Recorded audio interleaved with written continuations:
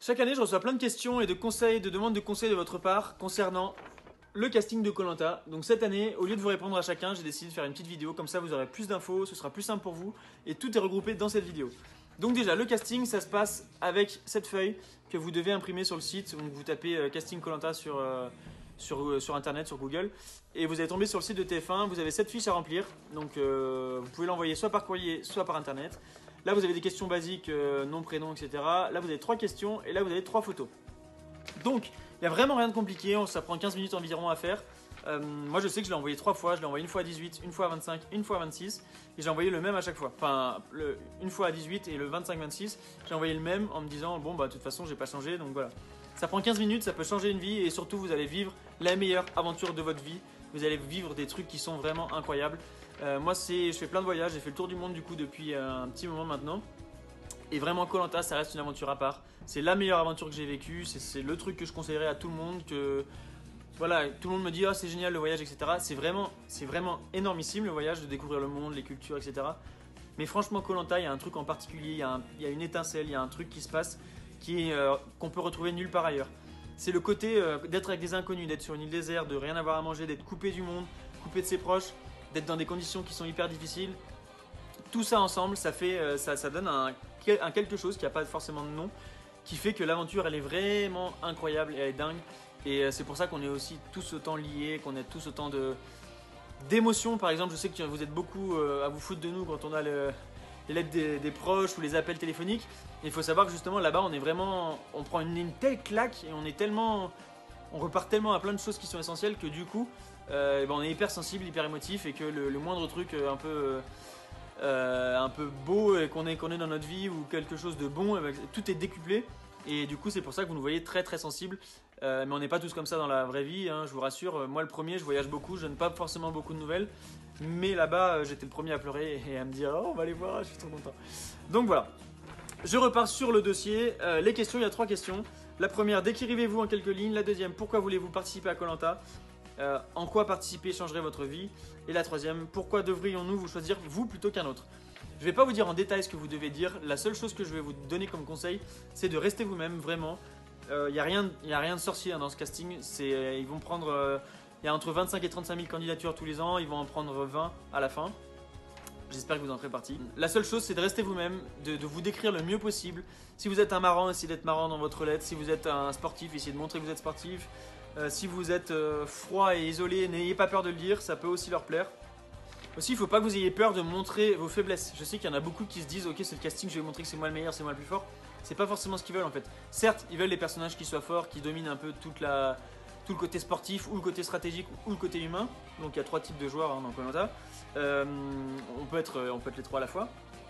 Mais ce qu'ils veulent surtout, c'est un mélange en fait. Ils veulent des gens qui viennent de tous les horizons, de tous les âges, ils veulent des sportifs, des moins sportifs, des à l'aise en groupe, des moins à l'aise. Et voilà, vous pouvez rentrer dans une catégorie, vous n'êtes pas forcément obligé de vous dire je vais avoir plus de chance en disant que je suis le meilleur. Montrez vos forces, mais surtout, n'oubliez pas de montrer vos faiblesses. C'est le deuxième conseil que je pourrais vous donner.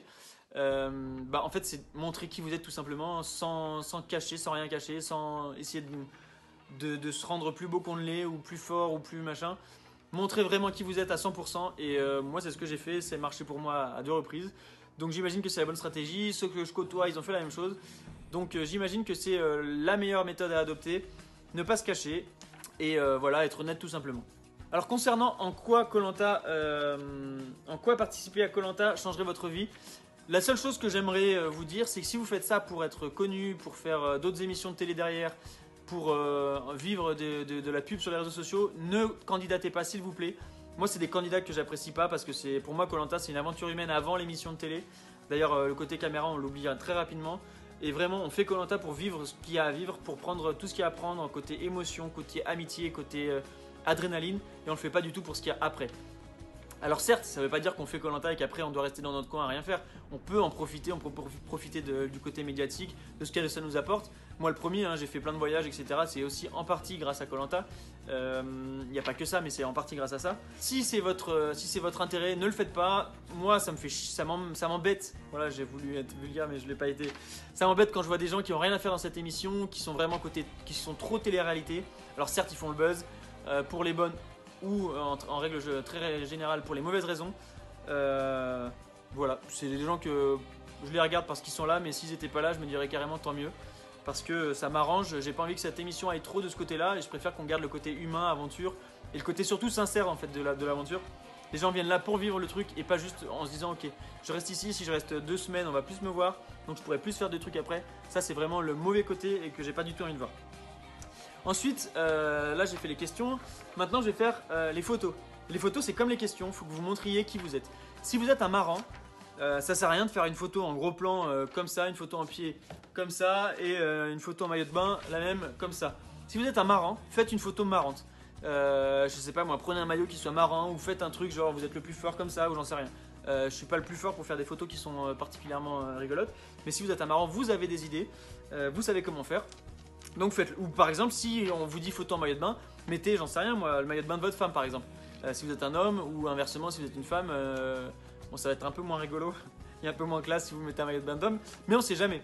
Mais voilà, en gros si vous êtes marrant, montrez dans les photos aussi que vous l'êtes. Si vous êtes un sportif, montrez aussi que vous l'êtes.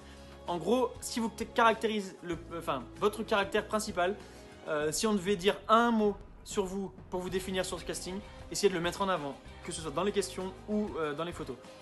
Donc ma première participation à Koh Lanta, elle s'est faite à 26 ans. J'étais en voyage en Indonésie, c'était mon premier voyage en solo. J'étais dans un bus sur une île et je traînais sur Facebook et je vois dernier jour pour les candidatures, etc. Je ne l'avais pas envoyé cette année-là.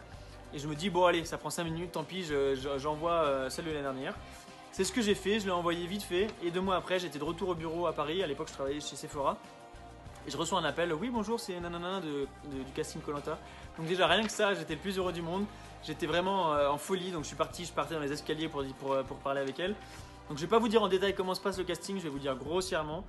Voilà, donc tout ça pour dire que j'étais le plus heureux du monde. Ensuite vous avez plein d'appels différents, plein de castings, etc. Ils vous posent des questions, ils essayent de voir si c'est qui vous êtes réellement, comment vous allez réagir, etc.